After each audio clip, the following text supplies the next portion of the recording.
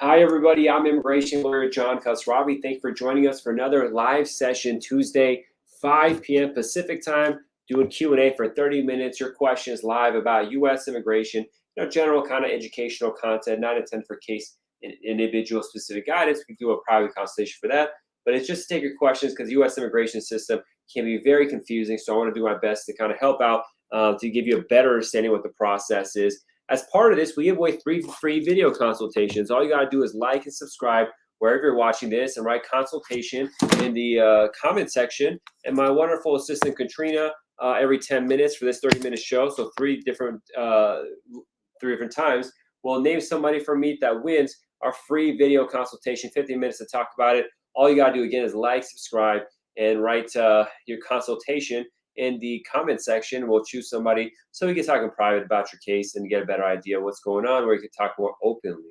So be prepared for that. And also, if you're interested in a marriage, green card, a fiance case, and you want to learn a lot about it, just download my guide, the Ultimate Marriage Green Card Guide.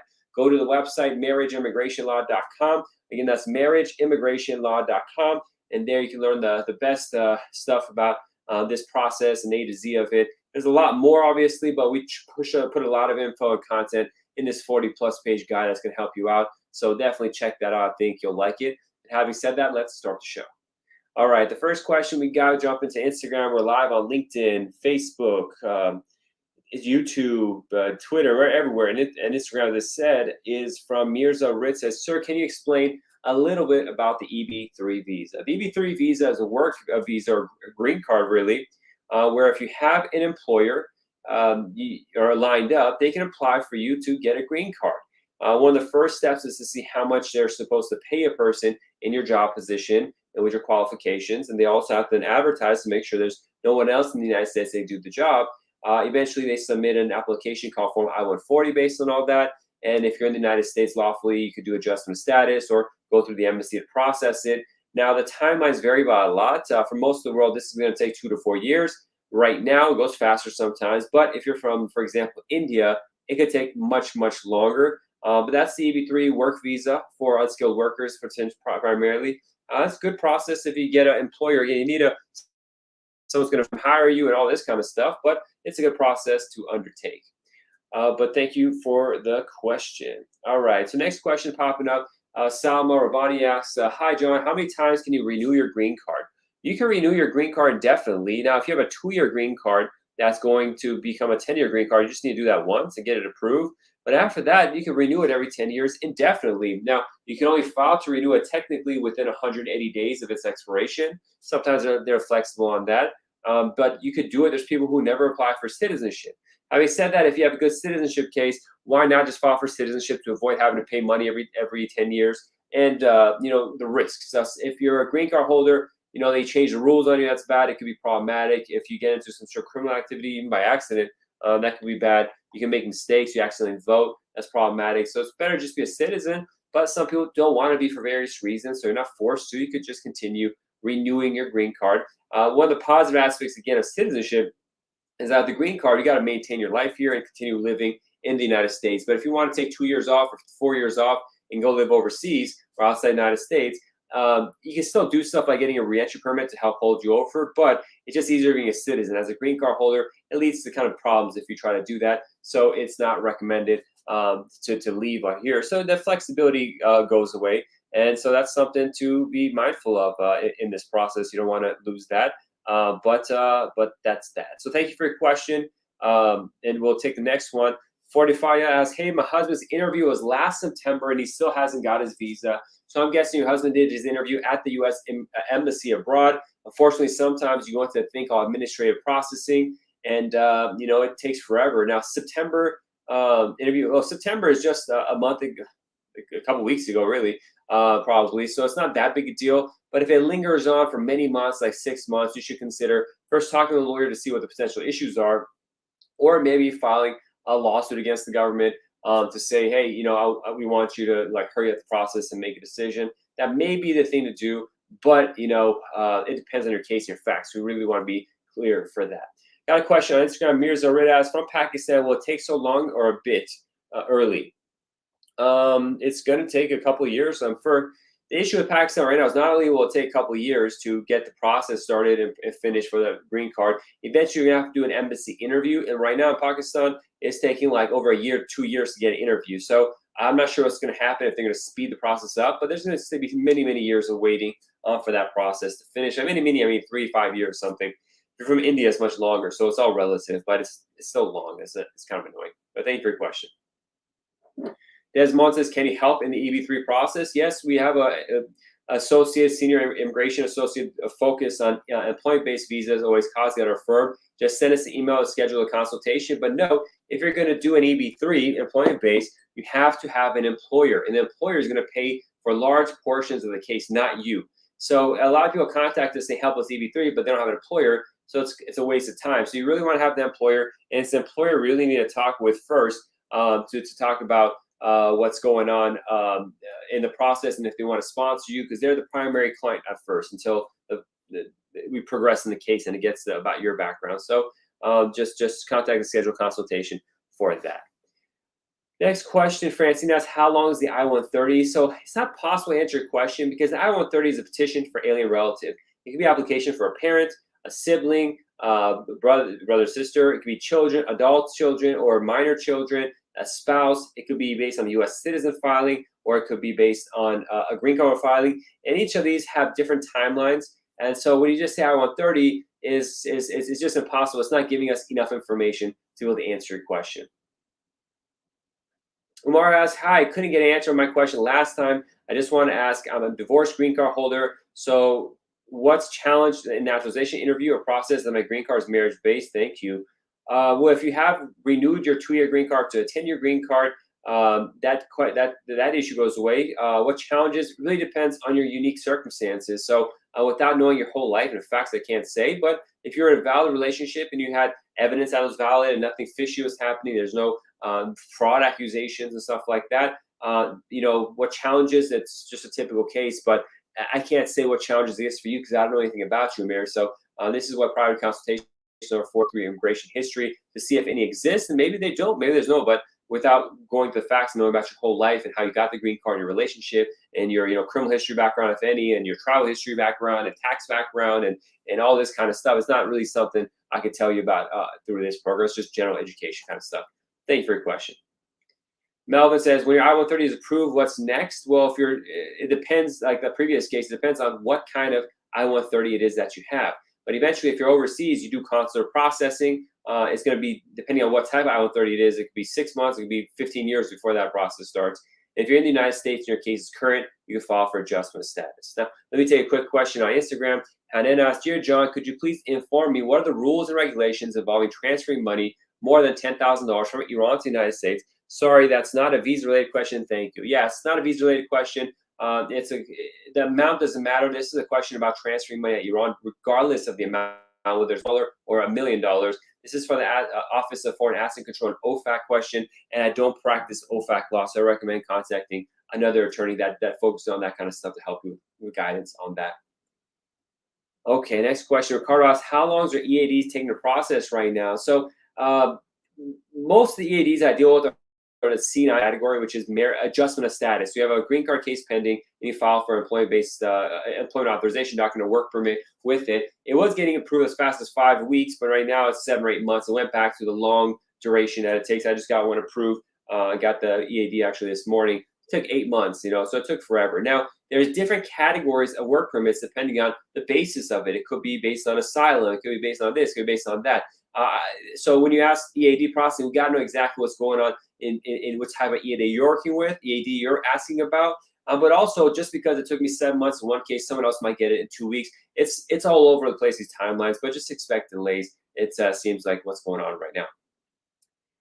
Dowdy asks, I took the English test and the U.S. history and government test and passed it, but the officer who was charged required me to fill up this form I-751 instead of I-90. What I have to do? Well, it's a major problem right there. So the I-751 form is if you got your green card based on marriage and your green card is relatively new, you're supposed to file a form I-751 to get the green card from a 2-year to a 10-year. Many times when people file these cases on their own without help of an attorney, or they get a notary or something like that help them, they accidentally file form I-90, which is renewing and extending a 10-year green card. So this is a major issue that could have you sent to immigration court if you don't work fast. It was nice that the officer helped you out with this, but you need to file Form I-751 potentially. I don't know your case. I don't know enough about you to be able to tell you what's going on here, but you really need to talk with an immigration attorney in private and do it as fast as possible, because this is could be a major issue, cause a lot of delays. It's a mess. If the officer is correct that you didn't file I-751, you're lucky you're not in removal court, so you need to do some stuff to get things up and running to get that in. I want to announce our winner of a free video consultation. Eric Khan asked questions about naturalization. Please take a screenshot of where you're watching this so I know the user is you from the screenshot and the username, and email it to me at info@jqqlaw.com. That's info@jqqlaw.com. That's my email, and we'll schedule a time to have a private video consultation for 15 minutes. For those just tuning in, we give away free video consultations. All you got to do is watch the live show that you are right now, print like, subscribe, and write consultation in the comment section. And my wonderful assistant, Katrina, will name somebody in 10 minutes and 20 minutes. We'll give away 2 more free video consultations. And a side note, if you're interested in learning about marriage-based immigration or fiancé visas, I have a great guide that breaks it all down. Go to go to this website to download the ultimate marriage green card guide. It's www.marriageimmigrationlaw.com. That's marriageimmigrationlaw.com, and check that out there. Got a quick question on Instagram. It's not too quick, and I talk about this a lot, so I'll kind of be brief about it. But could you talk about the K-1 visa? How long does it take? So it's hard to say how long these things take, and we get a lot of these questions on how long things take. But a fiancé visa has gone longer and longer. First, there's 3 steps for a fiancé visa to lead to the ultimate, maybe 4 to get to the end. First, you have to prove your relationship is real with USCIS, the Immigration Department in the United States, with Form I-129F. Right now, that's taking 13, 14 months, unfortunately. It's gone longer.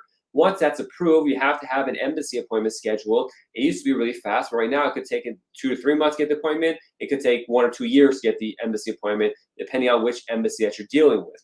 But eventually you do an interview. If the visa is approved, and you know how long it's going to take for them to approve it, you come to the United States, get married, and file for adjustment of status. And it depends on your local field office. It could be 3 months, it could be 2 years until the case is done there. And you may have an in-person interview where you go. So that's the whole situation in short. There's a lot of different factors that go into it. And so you just gotta you talk with the attorney in private who knows the country you're dealing with and has experience. I get like attorneys who just say, oh, fiancé visa will take 6 months. It's like, wait, that's not right. Talk to someone who knows what they're talking about. And Rod's asked, I'm a U.S. immigrant. Is it possible to get sponsored by a U.S. citizen? That's not how the process works. Rod's definitely consult an attorney in private.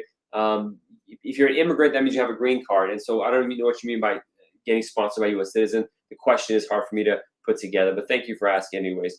All right, next question on the other platforms. Desmond asks, for a skilled worker, how can we contact the employers? Just like you would contact any employer in any country if you want to find a job. It's finding a job, essentially. Go find a job. That's all you got to do. I don't have any more information on that. Simon asks, my mom is a green card holder, but she's illiterate and only 45 years old and has been a green card holder living here for 1 year. Can't she apply? I'm suing for citizenship. I don't know. This is too individualized a question for me to answer that. We need a private consultation about that. I got to see her whole situation, how long she's had the green card per se, what her health condition, mental health is, and potentially it may say she needs to be able to speak. 45 is pretty young.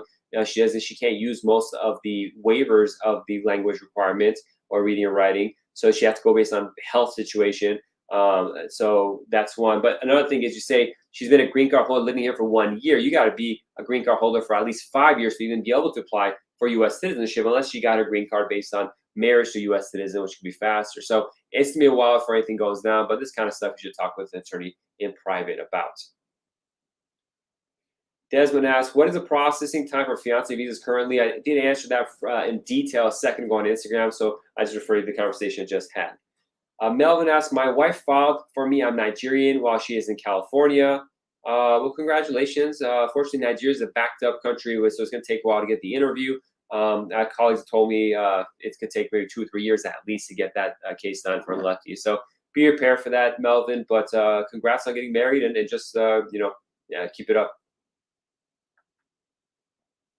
And so he asks, what is a normal wait time for work permit after biometrics? It's been 2 months for me. I've been waiting. There's no correlation or timelines based on biometrics, so it has nothing to do with how long it'll take to get a work permit. Biometrics is something you have to do, but once you've done it, it could be 2 months to get a work permit. It could be a year. there's no correlation. It just depends on when USCIS gets around to issuing your work permit.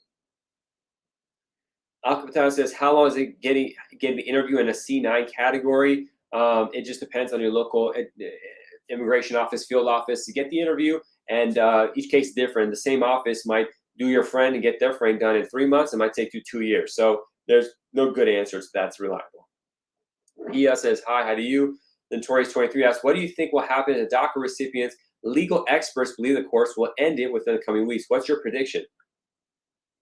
Because I am a legal expert, I can tell you what the truth is, that no one knows because we don't have a crystal ball. So any legal expert that said the court's going to do this stuff, unless they have some inside information that a judge is telling them, there's nothing reliable that could be said. So I wouldn't bother, trying to see what predictions are, just see what the truth is when it happens. And if you are a DACA person, you should always be prepared. I said this before, it was unpopular. I got some hate over it, but you should be prepared for leaving the United States and how life would be overseas. I don't want that to happen. I handle DACA cases, want to help, and help DACA people get green cards even. But knowing that this is like a shaky ground we're on with these kind of things, I would say if I was in a situation, I would make sure I speak the foreign language that for the home country really well. I think about how can I start a business in the United States that can work with the home country so that when you go back, you can have a good standard of living and figure out some other situation to come back. It's not what you want to hear. I don't want you to go, but you got to be realistic and think down the line and like a chess match long term to strategize all the different things that could happen. Be prepared for anything. That's the best way to deal with it. I don't handle predictions. I just handle preparation and strategy. Sweet Gains asks, I-775, it's a work permit more than 8 months. Is that normal? Yeah. There's no normal, so it's normal. El Panchi asks, I'm doing the affidavit support for my wife. I moved back to U.S. 6 months and have been working for 5 months. I don't have a W-2 for last year because I've been living abroad. I make $29,000 a year. Will that work? Well, it can work. It's up to the discretion of USCIS whether they'll accept that. I do file cases like this, and I've had success. I've always had success with it, but I've had colleagues say they have not. So if you really want to be safe, get a joint sponsor and see what they say, and do that. But it's up to USCIS discretion. But if you have pay stubs showing you have a good job, maybe an employer letter, and your job is something reliable, full time, that's a payroll, and it's a reliable company, all this kind of stuff, you could give it a shot. But it just depends on discretion at the end of the day with USCIS, and that's the best answer to that. I want to take a quick question. Mirza asked a question maybe 3 already kind of answered, so I'm going to skip that. Sonia says, does age difference cause a problem in K-1 visa? No, not necessarily. In immigration in general, age is one of the things they look at to see if this relationship is real, but it won't necessarily cause a denial. It depends. They look, is this relationship real? Is it a fake relationship or not? And that's what your focus should be on. Sometimes people have different ages. The wife might be older than the husband. It is what it is. There's different types of relationships.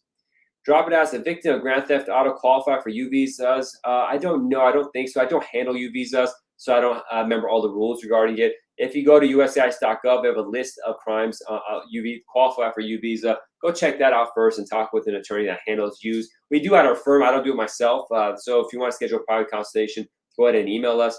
But I don't handle U visas myself, so I don't like to talk in public about something that I'm not really on top of. User 56 says, how long does it take to get a merit-based green card from married U.S. citizen? It takes a while. That's the most honest answer you can get. Next up, what the processing time is EB3. We've already talked about that. It's going to be several years. If you're from India, for example, it's going to be a lot more years. That's the best answer I can give you.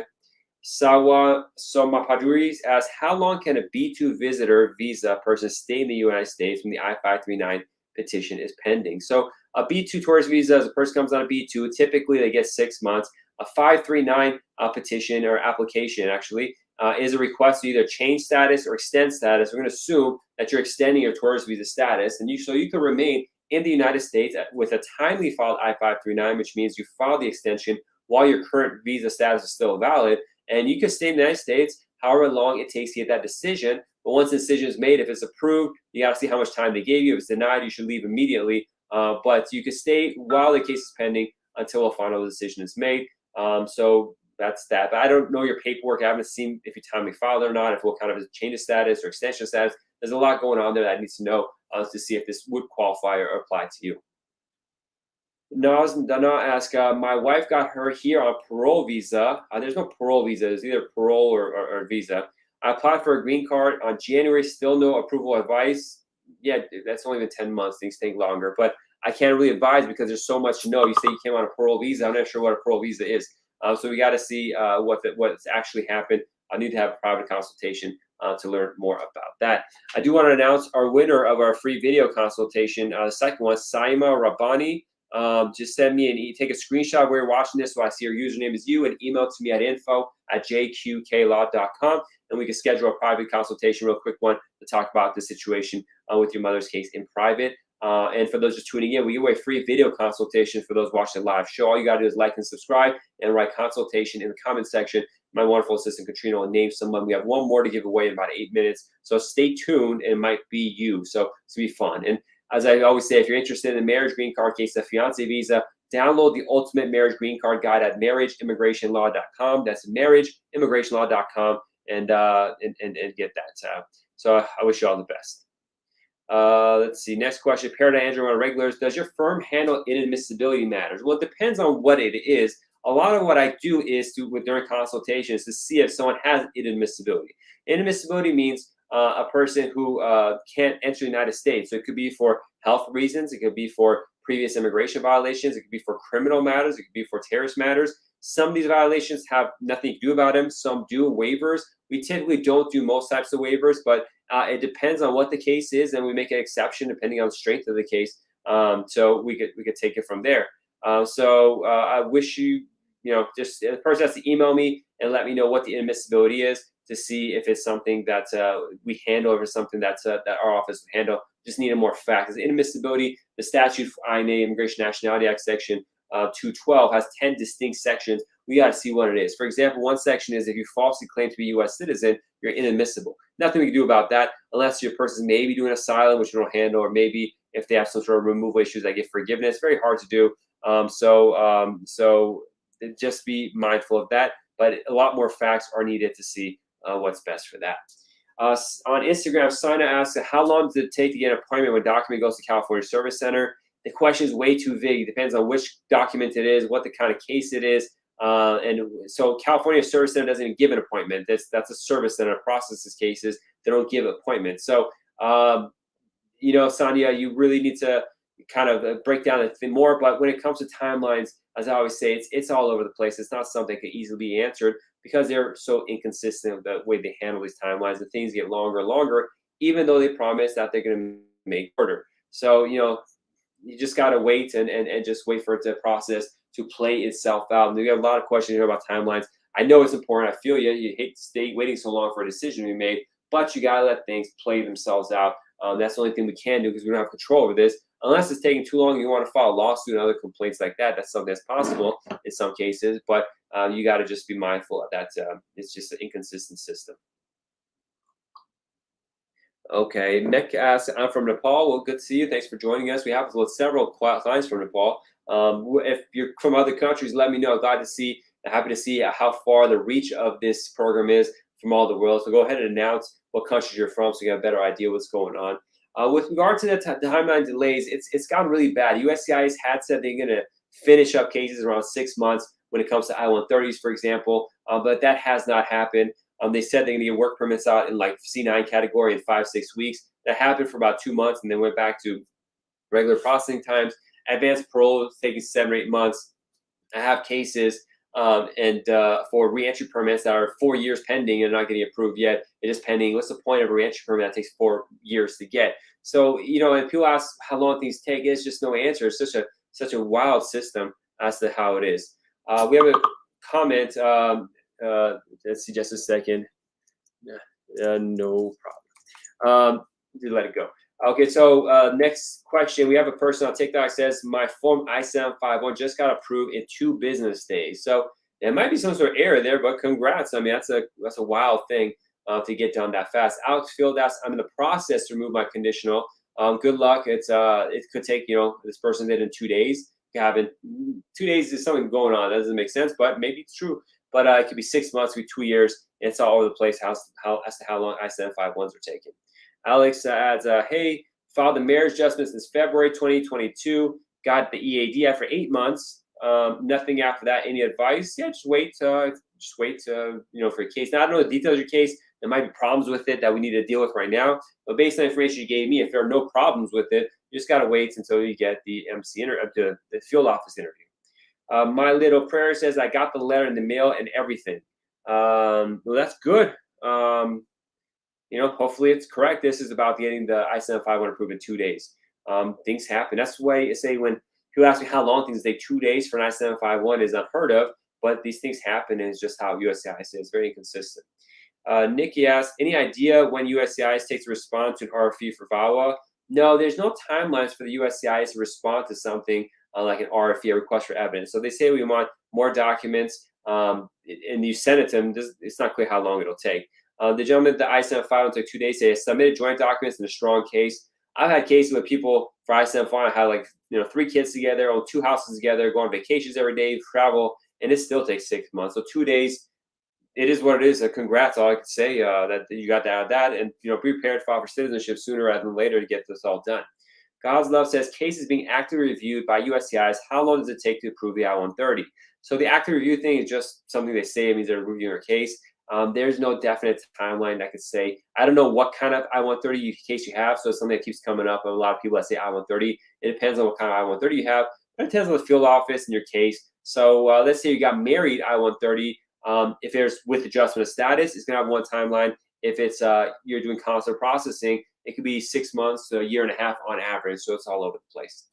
Outfield asks, I've already submitted my case for removal conditions. I am traveling to Mexico, but I changed my last name. Is it okay to travel with my certified marriage copy? I'm asking because my passport has my single last name, of course. So the problem really is with the airline. So coming back to the United States, if you show your green card that has a new name, your marriage certificate, your passport, they'll put 2 and 2 together and allow you to board. The airlines sometimes don't understand this. And also with TSA, the security aspects, they want the ticket that you buy to match your passport name. So typically in these cases, if you haven't updated your passport to reflect your new name, we say buy the ticket in your original last name that matches your passport. Have your marriage certificate with you. So once you're exiting the United States, all you need is a passport. When you're coming back in, the U.S. just needs to see the marriage certificate to show the name change so it can connect the green card with the passport. But the airline in the foreign country, for example, in Mexico, may not know what they're doing if they're not skilled, they don't have experience in this. So that's something you just have to deal with, unfortunately, and hopefully it'll go smoothly. It usually does, but it depends on who you're getting and how competent they are and what they do. I do want to announce our last raffle winner, and then we'll take a couple more questions. El Panchi PTY, El Panchi PTY is still watching. Take a screenshot of you're watching this and email it to me at info@jqklaw.com, and we can have a quick consultation on private about your situation. All right, Tima Amor asks, what happens if for some reason the I-129F doesn't get approved? Then it gets denied, and that's that.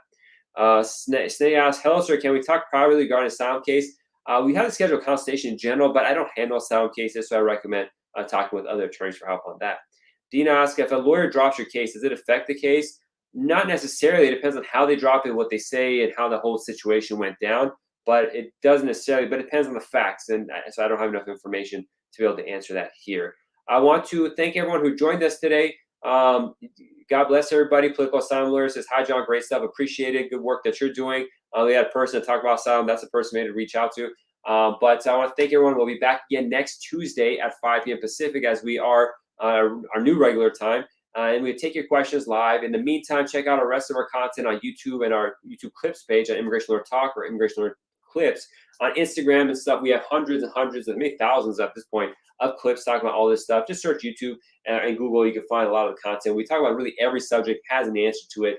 It's there. I've had people contact me and say they've just done their own cases based on watching all my videos. I can't recommend doing that because case is different, but it's that the library is that big of how much we've covered on every topic. So it's going to help you a lot there. If you want to schedule a private consultation, all you got to do is email me, briefly describe your situation, and either myself or my associates will meet with you. There is a consultation fee depending on who the lawyer is handling the case and what their regular rate is, but just email us and we can let you know what that is and take it from there. Thank you so much, and I'll see you all next week. God bless. Bye-bye.